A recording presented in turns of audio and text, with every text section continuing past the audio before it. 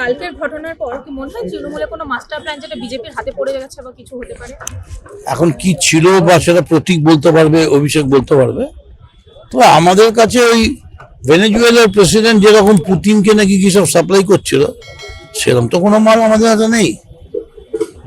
দেশের বিরোধী কোনো চক্রান্ত কিছু নেই।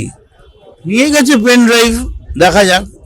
আপনি তো পেন ড্রাইভ নিয়ে যাবেন, কিন্তু আমরা তো ভোটের দিন জনতা ড্রাইভটা আমাদের দিকে চলে আসবে। তখন কিন্তু ওই যে হাইপটা, সেটা কিন্তু প্রো টিএমসি হবে। এভাবে হয় নাকি? দেশের সরকার এসে গুন্ডার মতো আচরণ করছে, পাড়ার মস্তানের মতো আচরণ করছে, খুব অন্যায় করেছে। এবং মমতা তার বিরোধিতা করে দাঁড়িয়ে থেকে, এবং একা দাঁড়িয়ে থেকে, কাউকে সঙ্গে নেয়নি, প্রমাণ করেছে যে গোটা ভারতবর্ষের বিজেপিকে এখনো লড়তে গেলে একটা মমতাই তাকে মোকাবিলা করতে পারে।